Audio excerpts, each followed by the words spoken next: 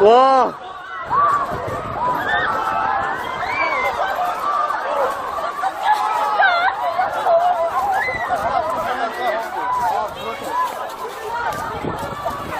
와.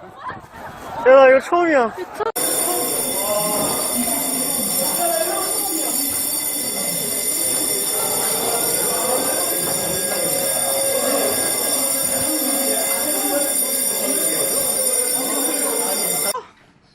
세상에. 엄마.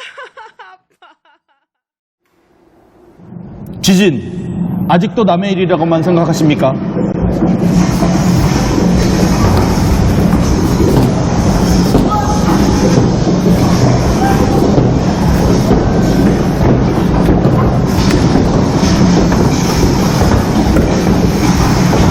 지금도 자연지진은 국내에서 발생하고 있습니다.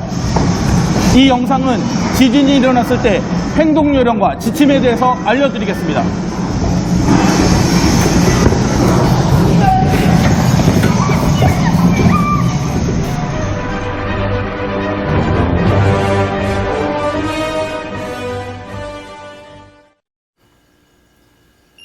여러분, 먼저 지진이 무엇인지부터 알고 갈까요?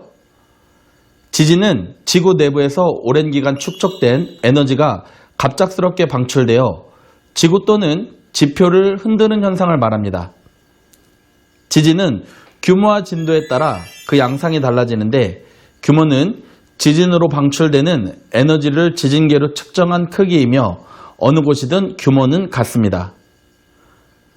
진도는 지진으로 인해 땅이나 사람 또는 다른 물체들이 흔들리고 파괴되는 정도를 미리 정해놓은 등급입니다. 진도는 1에서 10위까지 총 12등급으로 분류되어 있습니다. 진도는 위치나 지역에 따라 땅의 흔들림을 느끼는 정도가 다르며, 진앙지에서 체감하는 진도와 진앙지에서 먼 곳까지 체감하는 진도는 다를 수 있습니다.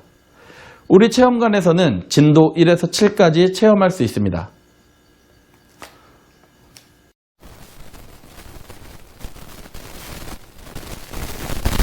자, 앞서 지진이 어떻게 일어나는지에 대해서 한번 알아보았습니다.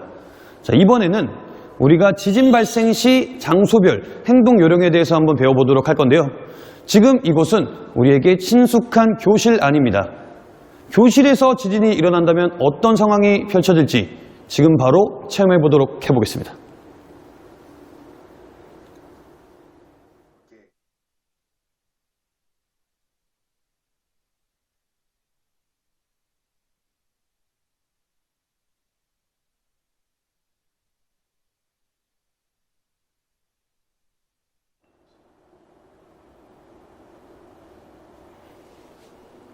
자, 방금 체험하셨던 영상 다시 한번 보도록 하겠습니다.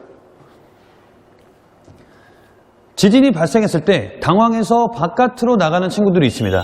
이런 경우 건물이 흔들리면서 파편들이 머리 위로 떨어질 수도 있고, 또는 바닥이 무너져서 큰 부상을 입을 수가 있습니다.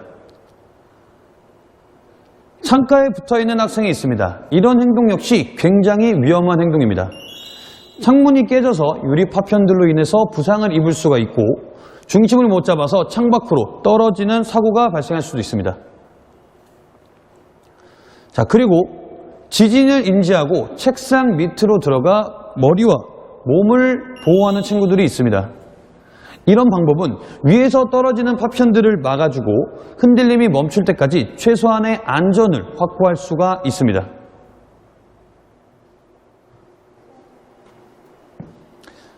이와 같이 교실에서 수업 중 또는 쉬는 시간에 지진이 발생했을 때에는 테이블 아래로 들어가 머리와 몸을 보호해줘야 합니다. 흔들림이 멈춘 뒤에는 선생님의 지시에 따라서 밖으로 이동하는데, 복도의 창문이나 이 유리들이 깨지면서 다칠 수가 있기 때문에 창가에서는 떨어져서 이동해 주셔야 합니다. 그렇다면 집이나 집 밖에서 지진이 발생한다면 우리는 어떻게 해야 될까요?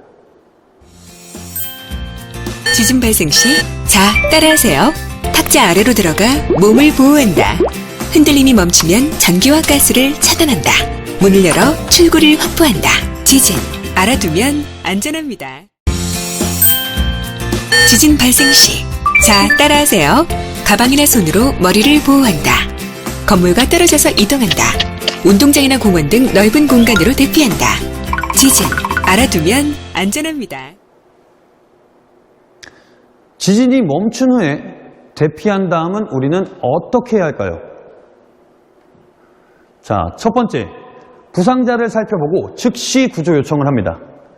흔들림이 멈추고 주변에 부상자가 있으면 이웃과 협력하여 응급처치하고 119에 신고해 주셔야 합니다.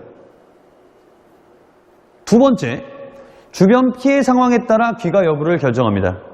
지진 발생 시 통신기기 사용이 폭주하여 일시적인 장애가 발생할 수 있으니 당황하지 말고 라디오 및 주변에 있는 공공기관이 제공하는 정보들을 꼭 확인해 주셔야 합니다.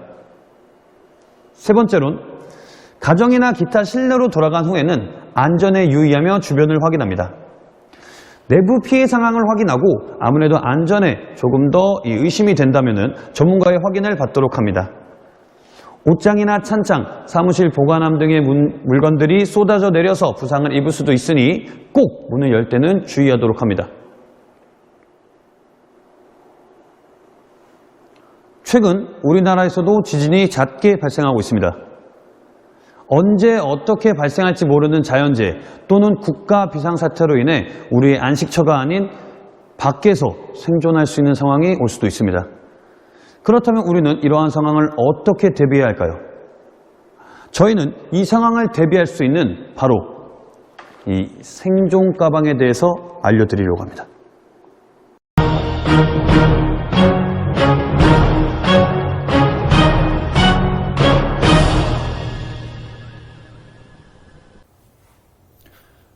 당신이 재난에서 살아남기 위한 최소한의 것들, 각종 재난에 대비한 이른바 생존 가방에 대해서 알려드리겠습니다. 지진과 같은 자연재해로부터 화재에 이르기까지 언제 나에게 닥칠지 모르는 위험에 어떻게 대비하고 계신가요? 생존 가방을 꾸리는 기본 원칙은 바로 72시간, 즉 3일을 생존할 수 있게 대비하는 것이며 모든 가족 구성원들은 인원수대로 준비해야 합니다. 대피 시에는 필요한 물품들을 넣어주고 각 가족 구성원의 생존 가방을 배낭이나 바퀴 달린 여행용 가방처럼 튼튼하고 휴대가 편리한 가방에 넣어주세요. 생존 가방은 집에서 나갈 때 쉽게 가져갈 수 있어야 되기 때문입니다. 본인의 몸무게 10%에서 20%를 권장하며 캐나다에서는 매 학기마다 새로 준비한다고 합니다.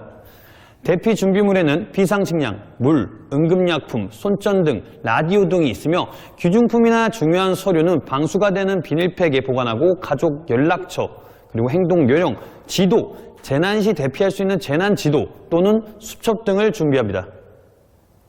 이 외에도 필요하다고 생각되는 물품들을 보관해 주시고 주기적으로 물자의 유통기한을 확인하여 교체하며 관리하는 것도 중요합니다. 평소 비상대피 시설의 위치를 알아놓는 것도 중요하겠죠?